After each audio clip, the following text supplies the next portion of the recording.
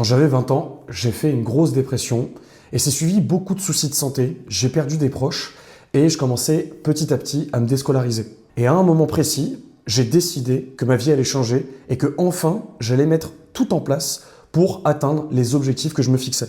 Et au travers de ces années, j'ai réussi à développer une méthodologie complète qui me permet, dans n'importe quel domaine, d'atteindre tous les objectifs que je me fixe. Et aujourd'hui, j'ai 27 ans, à l'heure où je tourne cette vidéo, et j'ai voyagé à travers 19 pays, j'ai créé ma startup, j'ai lancé une offre de coaching high ticket et je gagne 38 000 € par mois. J'ai fait des millions de vues sur LinkedIn, je suis devenu DJ à Paris dans toutes les meilleures boîtes et y compris dans le monde. J'ai commencé la course à pied et j'ai couru 5 km en 18 minutes 37. Je t'ai dit que j'allais être déscolarisé et puis finalement j'ai été diplômé du premier Master 2 de France en négociation à l'université Paris 1 Panthéon-Sorbonne. Et la liste ne s'arrête pas là, vraiment dans tous les domaines. À 23 ans, j'avais épargné près de 100 000 €. À 22 ans, j'ai acheté mon premier appartement. J'ai eu le permis du premier coup en à peine 20 heures de cours. Cette année, on est au mois de décembre et j'ai lu plus de 27 bouquins. Et c'est exactement cette méthodologie que je vais continuer d'appliquer pour que cette chaîne YouTube passe de 1000 abonnés à 10 000 en 2026.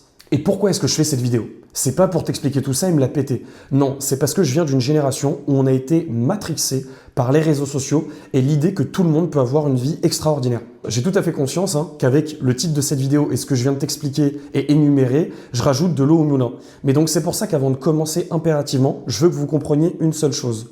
Si demain vous appliquez cette méthodologie ou que d'ailleurs vous ne l'appliquez pas, mais que vous n'avez pas de résultat immédiat, c'est pas parce que vous êtes en retard. C'est précisément parce que vous êtes paralysé, parce que vous avez le sentiment d'être en retard. Donc je ne vais pas vous dire, il faut faire des manifestations, des affirmations face au miroir. Vous êtes le meilleur du monde et la vie est contre vous, vous êtes incompris. Vous êtes des mâles alpha, vous pouvez tout conquérir. Absolument pas. La réalité, c'est que tout ça, c'est beaucoup plus simple. Tout ce que vous obtenez, les objectifs que vous fixez, bref, la vie, c'est la somme des micro-choix que vous avez décidé de faire ou que vous subissez. Donc sans plus tarder, voici typiquement la méthodologie complète pour n'importe quelle typologie d'objectif que vous fixez pour atteindre ce dernier. Donc si tu veux changer ta vie en 2026, la première chose que tu dois faire, encore une fois, peu importe le niveau de projet que tu souhaites lancer, c'est choisir un seul projet, vous fixer un seul objectif. C'est vrai, ça peut être tentant. Je t'ai énuméré tellement de choses que j'ai réalisées ces 5 dernières années, mais la réalité, c'est que tu ne pourras pas tout faire en même temps. Je vais te donner une technique simple. En fait, ce qu'il faut faire, c'est prendre du recul sur ta situation et il faut voir ta vie comme une série Netflix. Si demain, tu veux que cette série, elle soit passionnante, il faut que tu commences d'abord par choisir un épisode, un seul projet, une seule thématique. Une autre technique que j'aime bien faire en cette fin d'année, car c'est la période idéale pour commencer à se projeter et à fixer des objectifs ambitieux pour l'année qui arrive, c'est de me dire, fin de l'année prochaine, en 2026, s'il doit me rester plus qu'une seule photo, une seule vidéo dans mon téléphone, et ça serait une photo de moi ou une vidéo de moi à propos de quoi ? Qu'est-ce que je serais fier ? Qu'est-ce que j'aurais fait ? Qu'est-ce que j'imprime cette photo pour la mettre dans un tableau ? C'est quoi ? Est-ce que j'ai rempli un stade de France ? Est-ce que c'est moi avec une liasse de billets et j'ai atteint 1 million € de chiffre d'affaires ? Est-ce que c'est moi avec le plus beau corps ? Bref, c'est la mentalité que j'adopte. Dès que je commence une année, je me dis, il ne restera plus qu'une photo de moi. Qu'est-ce qu'elle doit représenter ? Parce que ce qu'il faut précisément comprendre, c'est que la différence entre quelqu'un qui a des objectifs et quelqu'un qui devient son objectif et qui l'atteint, c'est le focus. Donc à partir d'aujourd'hui, choisis une seule envie, un seul projet qui te fait rêver depuis je ne sais pas combien de temps et dédie tout ton focus et ton énergie sur cette chose-là. Quand j'ai voulu devenir DJ par exemple et que mon rêve c'était de mixer dans la meilleure boîte de Paris, je me suis pas dit que la même année ou sur le même mois, j'allais aussi apprendre à jouer de la guitare, du piano, composer moi-même mes propres musiques. Non, j'ai commencé par la base. Je me suis dit mon objectif c'est simple, c'est de mixer devant un public dans ce lieu-là. Et donc j'ai rassemblé tout mon focus et mon énergie sur cette unique tâche. C'est exactement ce que vous devez faire. La deuxième étape à faire, une fois que tu as fixé cet objectif et que tu sais que tu veux absolument atteindre cette première étape, c'est de te constituer une période, moi j'aime bien prendre 30 jours, d'analyse profonde. Pendant un mois, j'analyse ceux qui ont fait la même chose. Ce qui marche pas. J'étudie les meilleurs. Je dissèque leurs méthodes. J'essaye de me former, de mieux comprendre en fait cet environnement. Quand j'ai décidé d'acheter mon premier appartement à 22 ans, je me suis pas dit que j'allais le faire comme ça. Ok, je me suis fixé cet objectif, ça va être incroyable. Non, j'ai d'abord essayé d'apprendre le vocabulaire. J'ai regardé pendant 30 jours un maximum de contenu sur YouTube, d'audiobooks, de livres. Bref, j'ai essayé de m'imprégner de ce sujet pour devenir ce sujet. Bref, pour cette deuxième étape qui paraît évidente, repars avec cette phrase: tu ne peux pas être le meilleur à un jeu si tu ne maîtrises pas à la perfection toutes les règles. La troisième chose qui est fondamentale et que j'ai fait pour chacun de mes projets, c'est de poser une vision long terme. Et pourquoi je vous dis ça? Parce qu'en fait, de manière expressive, tu ne pourras jamais atteindre la situation que tu t'es fixée, l'objectif que tu as, si tu ne l'as pas visualisé en amont. Donc là, encore une fois, j'ai l'impression de dire des bêtises et des âneries, mais c'est le b.a.-ba. Il faut que tu puisses prendre une feuille de papier et d'écrire noir sur blanc où est-ce que tu veux être dans 3 ans. C'est ta vision long terme. Ce qui est important, et ça tu vas le voir dans l'étape juste après, c'est que cette vision, c'est pas l'objectif, c'est ta direction, c'est une boussole. Et pourquoi je te dis ça? Parce qu'on en passe justement à la 4e étape, c'est que maintenant, il faut découper cette vision en micro-sous-objectifs et des jalons. Et c'est probablement l'étape la plus importante de cette stratégie, de cette méthodologie. Tu pars de l'année, tu redescends au niveau du mois, et puis après, on séquence à la semaine et à la journée. L'erreur des gens, l'erreur que j'ai passé tellement d'années à faire, et probablement ton erreur, c'est quoi? C'est de regarder ton objectif, et puis il s'effondre, parce que tu te dis, mais en fait, c'est inatteignable la vision que j'ai fixée. La vision à 3 ans, elle te sert à rêver. Les objectifs annuels, ils te servent à planifier. Les objectifs mensuels, eux, ils te servent à t'orienter au quotidien. Et puis après, à la semaine, ça te sert à exécuter. Donc moi, c'est simple. Je me suis dit, un jour dans ma vie, j'aurai la chance de mixer dans une des meilleures boîtes de Mykonos. Est-ce que vous croyez qu'à partir du moment où j'ai commandé la platine la moins chère d'Amazon, que j'ai commencé à essayer d'apprendre en autodidacte à mixer, je me suis dit tous les jours, en me réveillant, en regardant ma vision, ok, je vais mixer à Mykonos, je vais mixer à Mykonos. Non. Non, ça c'est le meilleur moyen d'arrêter. Vous voulez lancer un podcast parce que vous savez que vous êtes brillant sur ce genre de sujet, que vous avez plein de gens à interviewer, mais vous dites pas, ok, demain je vais interviewer Elon Musk. Pas du tout. Moi, tous les matins, je me réveille en me disant, ok, est-ce que cette fois-ci j'ai fait une meilleure transition? Le lendemain, je me dis, ok, est-ce que j'ai téléchargé les bonnes musiques? Le 3e jour, je me dis, est-ce que là, potentiellement, j'ai réussi à me concentrer pendant 30 minutes pour découvrir les nouvelles tendances et les variétés de sons qui émergent en ligne? C'est exactement ça que je fais. Et puis, comme par hasard, en continuant de faire ça tous les jours, 1 an plus tard, je mixe dans la meilleure boîte. Parce qu'en fait, c'est un enchaînement logique. Donc, encore une fois, il faut choisir votre projet, vous arrivez à avoir une vision long terme, et puis vous la séquencez en jalons et en sous-objectifs. Là, on passe à la 5e étape, et qui est du coup la suite logique qui découle de tout ça. C'est sur la base des micro-objectifs que vous avez, parce que votre cerveau, c'est votre pire ennemi ou alors votre meilleur allié, il va vous jouer des tours. Et donc pour ça, sur ces sous-objectifs, il faut créer un système. Ça, c'est la partie que 99% des gens ignorent. Demain, vous aurez la flemme de faire les jalons que vous vous êtes mis dans votre agenda.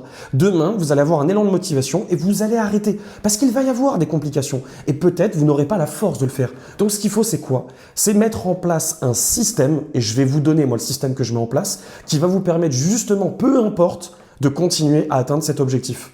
Et quel est le meilleur système? Quelle est la meilleure stratégie? C'est quoi? C'est de devenir obsessionnel et accro à votre agenda. Il y a n'importe qui regarde cette vidéo, qui est en commentaire, qui me dit « Moi, je veux devenir riche. Moi, je veux aussi être DJ dans les plus belles boîtes de Paris. Moi aussi, Théo, je veux investir dans l'immobilier. Moi aussi, Théo, je veux créer ma start-up. » Ok, oubliez tout ce que je vais vous dire dans cette vidéo. Montre-moi ton agenda, mec. Je vais te dire, si t'as pas d'agenda ou si tu me dis, vas-y, le voici, j'ai un créneau d'1 heure toutes les semaines, mais je vais te dire, en fait, tu vas jamais y arriver.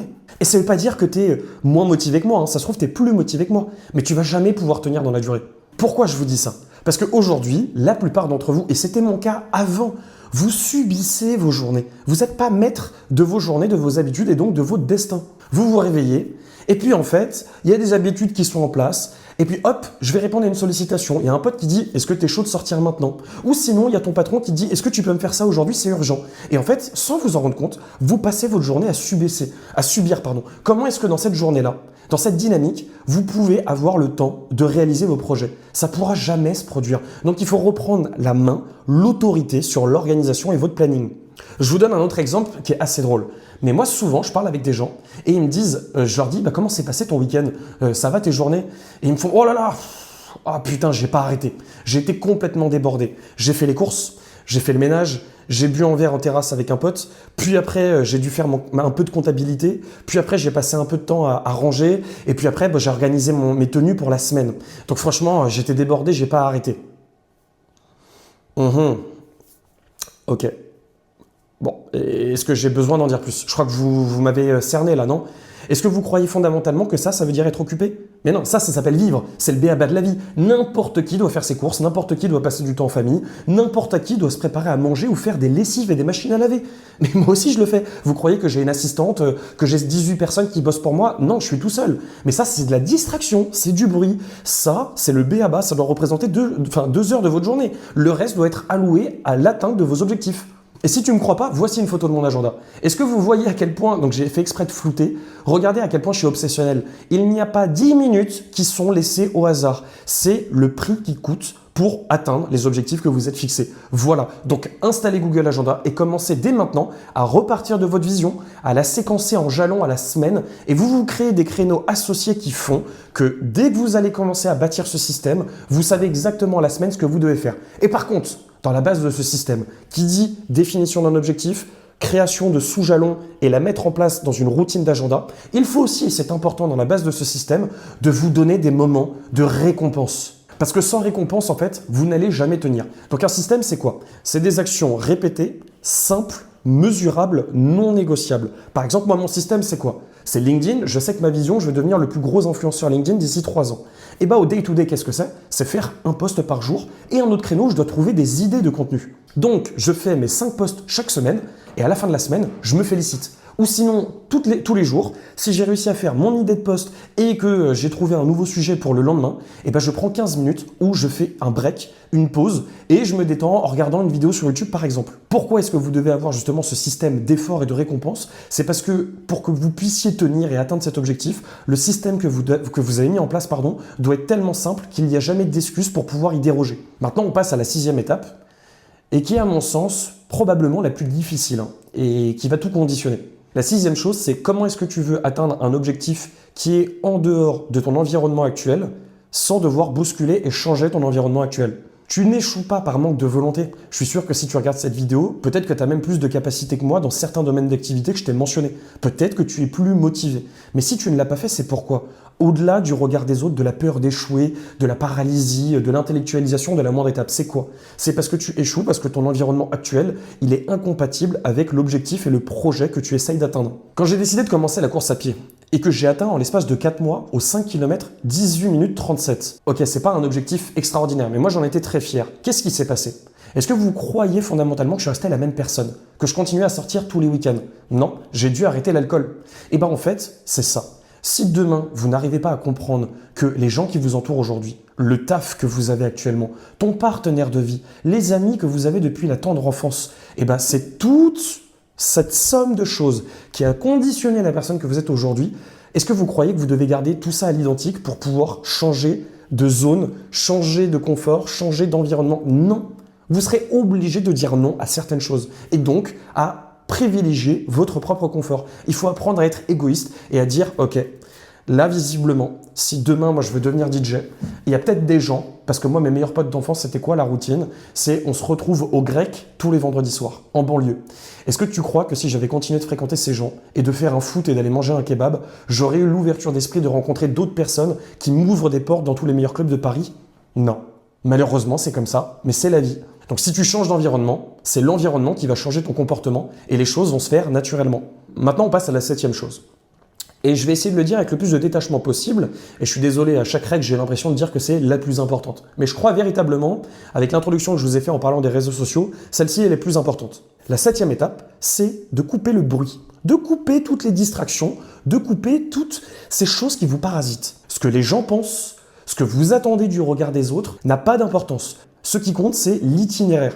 Encore une fois, quand moi j'ai acheté mon premier appartement, est-ce que vous croyez que j'en ai quelque chose à foutre de quelqu'un qui avait acheté, au même âge que moi ou plus âgé que moi, une maison? Mais non, mais en fait, très bien pour toi. Si je commence à me comparer à lui, en fait, la vie, elle est finie, quoi. Je vais jamais dormir le soir. Je vais même vous dire ce que je dis, moi, pour hacker mon cerveau. Je me dis, mais en fait, je m'en fous parce que je suis même certain qu'il a commencé il y a tellement plus longtemps que moi qu'en réalité, si moi, je commence maintenant à mon âge, avec mon niveau actuel, je sais que je vais dépasser cette personne. Donc, Arrête de vouloir ressembler à quelqu'un d'autre. Arrête de te comparer. Arrête de regarder les autres avancer à ta place. Arrête de consommer du bullshit motivationnel. Arrête de suivre 50 influenceurs qui racontent n'importe quoi.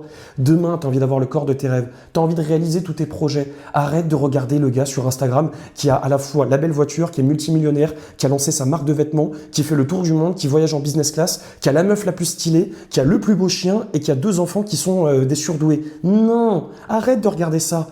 Fixe ton objectif et inspire-toi des gens qui sont à ton échelle. Et parce que crois-moi aujourd'hui, moi j'ai fait, j'ai investi dans la bourse, j'ai gagné beaucoup d'argent, j'ai investi dans l'immobilier, je gagne très bien ma vie, j'ai monté ma boîte, tous les sports que je fais, je les réussis. Mais est-ce que tu crois que ma vie, ça n'est que ça? Non, c'est un nid d'emmerde et de sacrifices. Donc, n'essaye même pas de t'inspirer de ma situation, garde juste la méthodologie que je te donne.